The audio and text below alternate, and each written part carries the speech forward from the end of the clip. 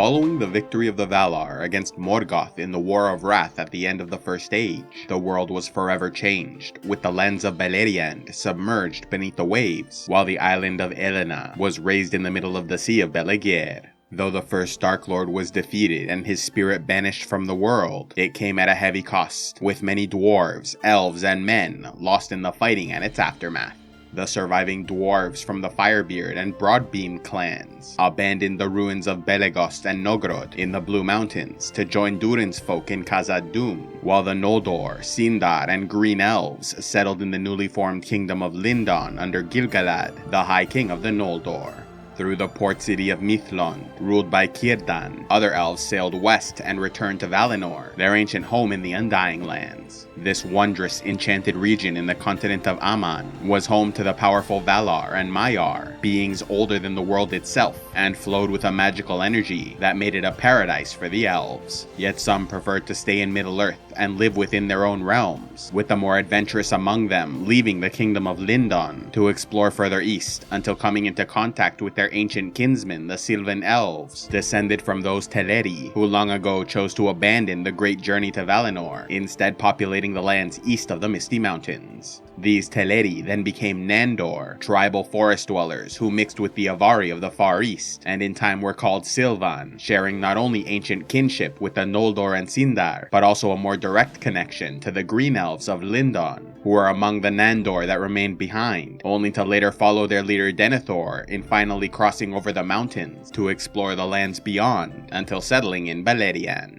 Recognizing their own kind, the Silvan welcomed them with open arms, learning all they could from the more advanced elves of the West and accepting them as rulers, with Amdir becoming king of Lothlorien and Orofer ruling the woodland realm further north, both Sindar elves who lived in Doriath during the First Age. While the elves and dwarves resettled in Middle-earth, the human tribes of the Edain, who fought for the Valar against Morgoth, were rewarded with longer lifespans and the island of Elena, where they founded the kingdom of Númenor. Ruled by Elros, the half-elven son of a powerful noble bloodline, he gave up the chance to live as an immortal elf to instead become a mortal man, founding a royal dynasty whose descendants lived even longer than their fellow Númenorians, ruling over them for thousands of years to come. When Elros, called Tar Miniatur, at last died in the year 442, his eldest son Tar Vardamir inherited the scepter, but he was already advanced in years, with no interest in ruling, and so abdicated in favor of his son, Tar Amandil. Amandil ruled until the year 590, when he abdicated for his son, Tar Elendil, whose reign saw the Númenorians sail beyond their waters to rediscover and explore Middle-earth. In the year 740, Elendil, now well into his elder years, abdicated in favor of his firstborn son, Tar Meneldur, who was the third-born overall, with his two older sisters passed over because the law at the time forbid women from ruling. Nevertheless, Elendil's firstborn child, Silmarien, went on to have a tremendous impact on the history of their people, as she married the nobleman Elatan and had a son, Valandil, inspiring her father the king to create the title Lord of Andunier and bestow it on the child. As a result, the Lord of Andunier and his descendants became one of the most prominent noble families on the island, who would ultimately preserve the legacy of their people into the Third Age and beyond. Under Tar Elendil, as well as his son Tar Meneldur, Númenor further explored Middle-earth, and through their friendship with the elves, were contacted by the tribes of their ancient kin, who came to be known as the Middlemen, descendants of the Atanatari, who did not pass beyond the Blue Mountains during the human migration west.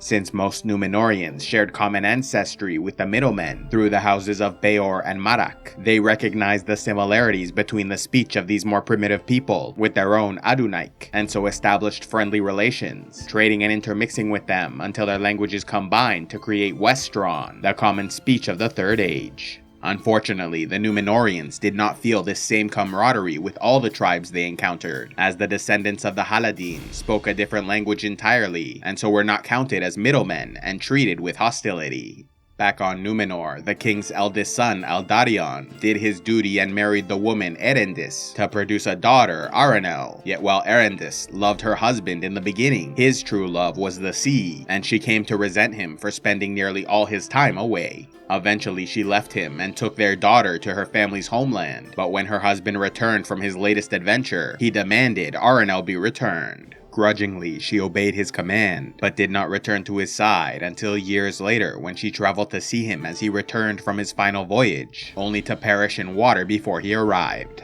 In the year 884 of the Second Age, Meneldur abdicated and his son Eldarion took the throne. Estranged from his wife and without a male heir, the king changed the law so his daughter Arenel could succeed him, and when he abdicated in 1075, she rose to become Tar Ankalime, the first queen of Numenor. Unfortunately, the tumultuous relationship of her parents greatly influenced her outlook on marriage, leaving her to arrange a loveless political wedding with the nobleman Holokar, done only to produce an heir, their son Anarion, after which they lived entirely separate lives. In later life, her disdain for marriage remained, and she forbid her granddaughters from being wed. In the year 1280, Ankalime abdicated in favor of her son Tar Anarion, and he did the same in 1394 for his third-born child Surion, as his two elder daughters refused the crown. Surion ruled until 1566, when he abdicated for his daughter Tar Telperion, the second ever Queen of Numenor.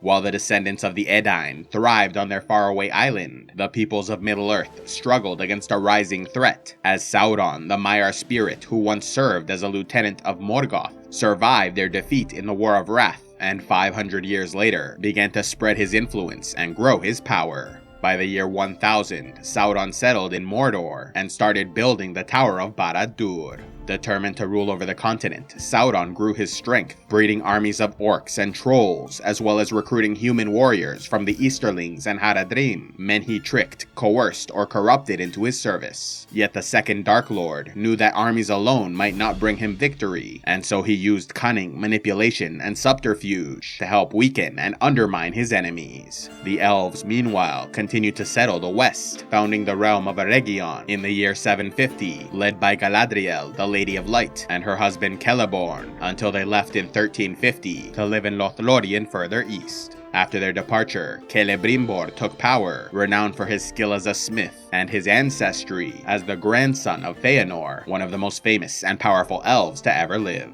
Celebrimbor's love of crafting was shared by his people, and they became unique among the elves by developing amicable relations with the dwarves of Durin's folk, bonding over their shared love of smithwork and teaching each other their skills. Yet Eregion soon came under threat when Sauron appeared before them, posing as Anatar, the Lord of Gifts, an envoy from the Vala Aule sent to teach them secret crafting knowledge. Though some did not trust him, many of those within Eregion were eager to learn this secret knowledge, and with Anatar's encouragement, they used their new skills to start crafting a set of rings. A special thanks to all those who contribute to CivilizationEx, like youtube.com/SoulGuideMedical, Lord Tarax Zoron, Ty Gillian Fraser, and Fred Heartless, Knight of Iron and Ice. If you'd like to help CivilizationEx, click on the Patreon link, and please be sure to like, subscribe, and turn on notifications to see more.